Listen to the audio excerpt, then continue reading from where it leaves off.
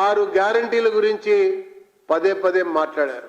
ఆ గ్యారంటీలే మాకు అధికారాన్ని అప్పగించాయని కూడా పేర్కొన్నారు.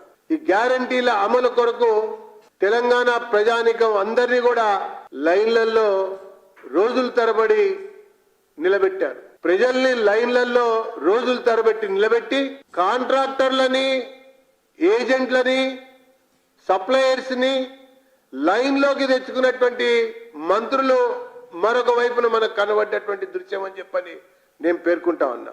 కొత్తగా రేషన్ కార్డులు కావాలని ప్రజలు కోరుకుంటా ఉంటే ఉన్న రేషన్ కార్డులను ఎట్లా తీసేయాలని ప్రభుత్వం ఆలోచిస్తా ఉన్నది.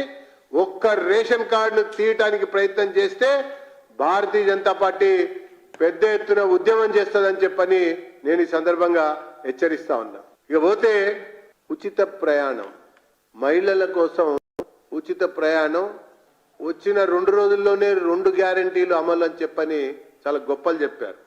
రాష్ట్రంలో గ్రామ పంచాయతీలు లేదా తెలంగాణ రాష్ట్రంలో ఉన్నటువంటి గ్రామాల సంఖ్య తీసుకుంటే 12,769 గ్రామాలు ఉన్నాయి. దాంట్లో రెవెన్యూ విలేజెస్కి వెళ్తే 10,434 రెవెన్యూ గ్రామాలు ఉన్నాయి. ఈ రోజు నడుస్తున్నటువంటి బస్సుల సంఖ్య వివరాలు తీసుకుంటే 9,232 మాత్రమే బస్సులు ఉన్నాయి.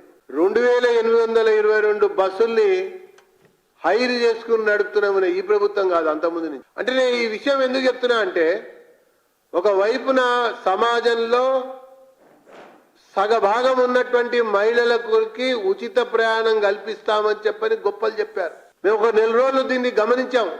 ఈ కార్యక్రమం అమలు ఏ రకంగా జరుగుతుందని పరిశీలించాం. చాలా గ్రామాల ద్వారా వివరాలు కూడా సేకరించాం. మహిళలతో కూడా మాట్లాడాం.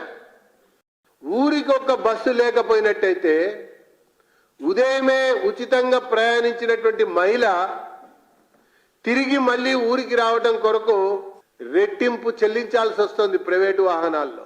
బస్సు లేక బస్సు రాక ఉచితంగా పయనించినటువంటి మహిళ పాటలు అంతా ఇంత కాదని చెప్పని నేను గ్రామాల్లో చెప్తున్నా, మండల కేంద్రాల్లో చెప్తున్నా, అట్లనే పురపాలక సంఘాల పరిధిలో జరుగుతున్నటువంటి ఒక సంఘటనల్ని నేను మీకు తెలియజేస్తున్నానని చెప్పని నేను పేర్కొంటున్నాను. ఇంకొక వైపున పాఠశాల విద్యార్థినులు, కళాశాల విద్యార్థినులు, విశ్వవిద్యాలయ విద్యార్థినులు, అటు పాఠశాలలకి ఇటు కళాశాలలకి సుమారు లక్షల సంఖ్యలో ఉన్నటువంటి ఒక బాలికలు, విద్యార్థినులు ప్రైవేటు బస్సులలో ప్రైవేటు పరమైనటువంటి ఒక ప్రయాణాన్ని కొనసాగిస్తా ఉన్నారు. వీళ్ళకి ఏ రకంగా మీరు ఉచిత ప్రయాణాన్ని అందిస్తారన్నటువంటి విషయంలో 4 రోజులు గడిచిన తర్వాత కూడా ప్రభుత్వం వద్ద ప్రణాళిక లేదంటే ఇది కేవలం ఈ గ్యారెంటీలన్నీ కూడా పార్లమెంట్ ఎన్నికల వరకు చేస్తున్నటువంటి కపట యతనాలుగానే భావించాల్సి అని చెప్పని నేను తెలియజేస్తా ఉన్నా. ఒకవైపున బస్సుల సంఖ్యను పెంచలే, ఒకవైపున ఇప్పటికి కూడా 844 నుంచి 1500 గ్రామాలకి బస్సు సౌకర్యమే లేదు ఈ రాష్ట్రంలో. రవాణా శాఖ మంత్రి సమీక్షలో ఈ అంశాన్ని చర్చించారు. సజ్జనార్ గారు ఈ విషయం మీద చర్చించారు.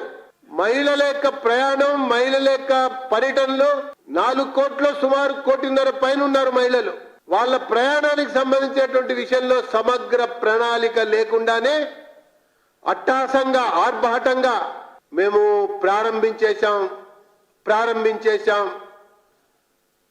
అని చెప్పని ఈ ప్రభుత్వం ప్రకటన చేయటం, ఆ రకంగా కాలయాపన చేయటం అనేది ఓట్ల కొరకు పబ్బం గడుపుకున్నట్టుగా ఉంది.